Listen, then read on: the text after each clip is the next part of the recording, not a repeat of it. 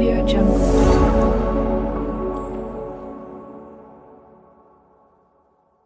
તો હાલો મિત્રો, અમારી યુટ્યુબ ચેનલમાં તમારા બધા મિત્રોનું દિલથી સ્વાગત છે. તો અમારો વિડીયો જોવા બદલ ખૂબ ખૂબ આભાર.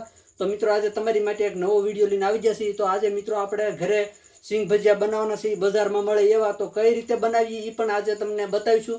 તો વિડીયોમાં આગળ સુધી બન્યા રહેજો અને ટેપ તમને સમજાવીશું. તો આપણે સિંગ ભજીયા બનાવવાનું શરૂ કરી દઈએ. તો મિત્રો, આપણે સિંગ ભજીયા બનાવવા માટે જો 300 ગ્રામ સિંગદાણા લીધા છે, અને આપણે બેસન અને ચોખાનો લોટ અને કોર્નફ્લાવર અને ગરમ મસાલો અને લાલ મરચું, હળદર, પછી કાળા મરી, તો આપણે સોડા ખાર અને સ્વાદ અનુસાર મીઠું. તો સિંગ ભજીયા બનાવવા માટે જો એટલી આપણે સામગ્રી લીધી છે. તો હવે પહેલાં તો આપણે જો આપણે આ લોટ આપણે હવાલે કરીને સાળી લેવાનો છે. તો હવે આપણે એક જો આ મૂકી દઈશું સાઈડમાં, એક લેવો આપણે અલગ તપેલી. તો હવે આપણે જો આપણે શેણાનો લોટ આપણે સાળી લેવાનો છે.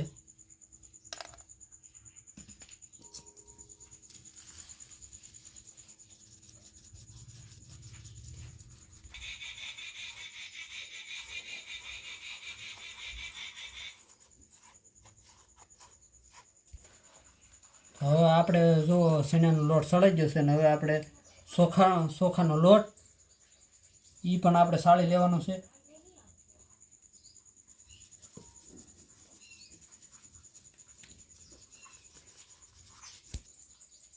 હવે આપણે કોર્નફ્લાવર લીધો છે, એ પણ સાળી લેવાનો છે.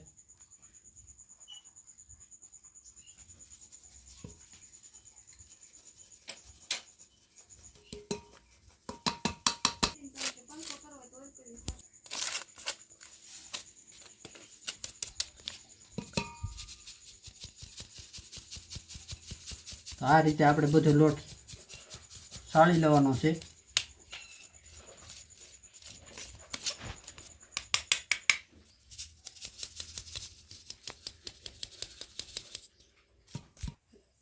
તો હવે જો આપણે એમાં નાખવાનો છે ગરમ મસાલો,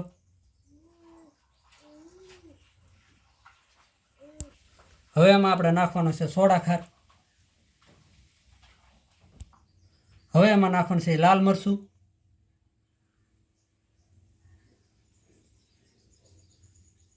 હવે નાખવાનું છે એમાં હળદર,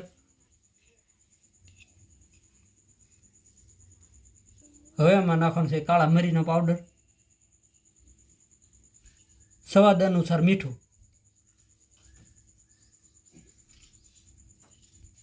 હવે આ બધું આપણે મિક્સ કરી દેવું આવી રીતના.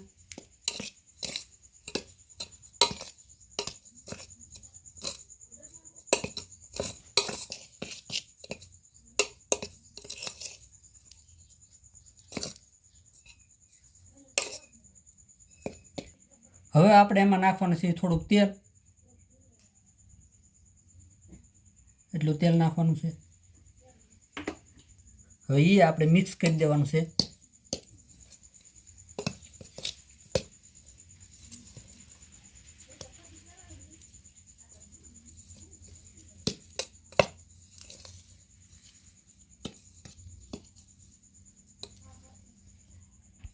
તો હવે એ આપણે જો આ બધું લોટ જે કે મસાલા ને એવું બધું તેલ ને એવું નાખ્યું મિક્સ થઈ ગયું છે.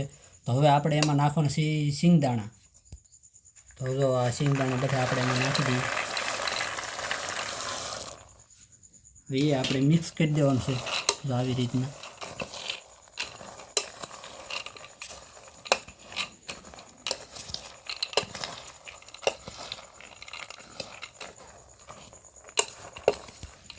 હવે આપણે એમાં થોડુંક પાણી નાખીશું, થોડું પાણી નાખવાનું છે મિત્રો.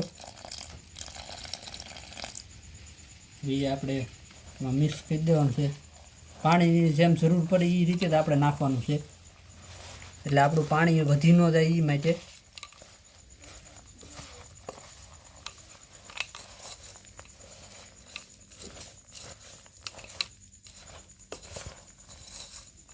એ થોડુંક આપણે એમાં પાણી નાખવાનું છે.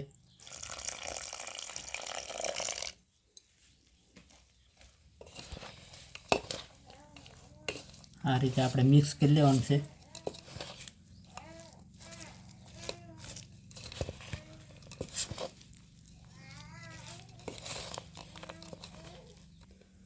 તો તો જો આપણે જે કાંઈ લોટ ને મસાલા ને જે કાંઈ સિંગદાણામાં મિક્સ કર્યા છે એ આપણે જો સોટી ગયા છે આવી રીતના. તો હવે આપણે આને 10 મિનિટ જેવું આવી રીતના રહેવા દેવાનું છે અને ત્યાં સુધીમાં આપણે તેલ ગરમ કરી લઈશું. આપણે સિંગ ભજીયા જે રીતે તળાય દે એટલું તેલ લેવાનું છે.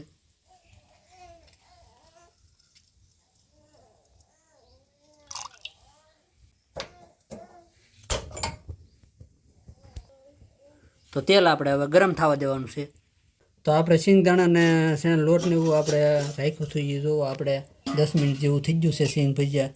તો આવી રીતના તો હવે આપણે જે આકાર જે કાંઈ સોટેલા છે એને જુદું પાડવા માટે આપણે થોડોક ચોખાનો લોટ નાખવાનો છે.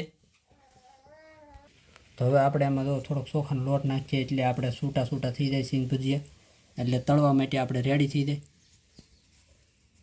એટલે નાખ્યો છે. હવે આપણે એને હાથે કરીને આવી રીતના આપણે મિક્સ કરી દેવાનું છે એટલે હમણાં સિંગ ભજીયા આપણા થઈ જાય છૂટા. જો તમને દેખાય જો છૂટા થવા મળ્યા. તો ગરમ છું કે નહીં આપણે ચેક કરી લઈએ. તો જો મિત્રો આપણે નાખ્યો તરત ઉપર આવી ગયો એટલે આપણે સિંગ ભજીયા તળવા માટે તેલ છે રેડી. તો હવે જો આપણે એમાં સિંગ ભજીયા નાખી દેવાના છે અને ગેસ આપણે ધીમો કરી દેવાનો છે.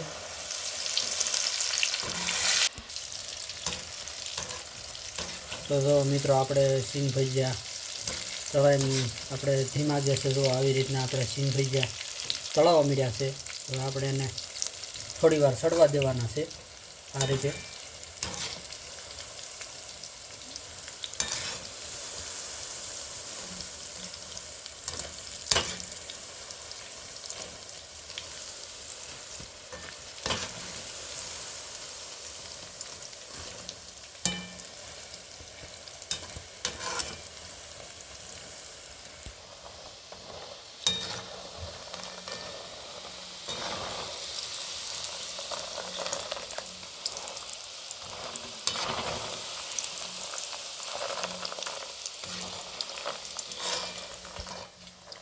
તો જો મિત્રો આપણા સિંગ ભજીયા સડી ગયા છે રેડી વ્યવસ્થિત રીતે તમને જો દેખાડું.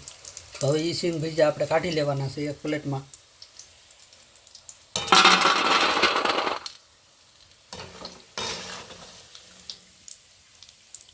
તો આવી રીતના આપણે પ્લેટમાં કાઢી લઈએ.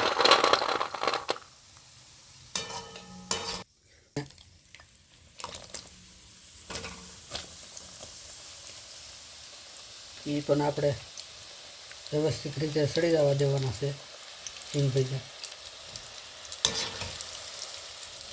તો આ પણ આપણા સિંગ ભજીયા તો રેડી તળાવવા મળ્યા.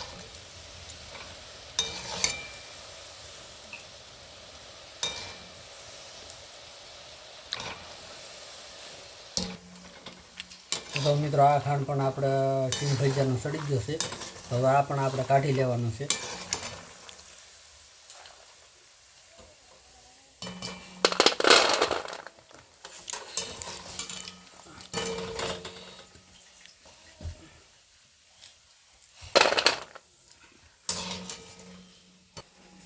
તો મિત્રો જો આપણે સિંગ ભજીયા બનીને રેડી થઈ જશે. તમને જો નજીક આવીને બતાવું તો આવા આપણા સિંગ ભજીયા બનાવ્યા છે.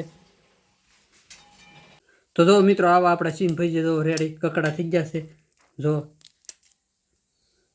તો મિત્રો અમારા સિંગ ભજીયા બનાવવાની રીત તમને કેવી લાગી કોમેન્ટ બોક્સમાં કહેજો. અને વિડીયો મિત્રો તમને સારો લાગે તો લાઇક શેર અને સબસ્ક્રાઈબર કરજો. અને વિડીયો મિત્રો આપણે અહીંયા પૂરો કરશું. ફરીથી મળશું નવા વિડીયોમાં.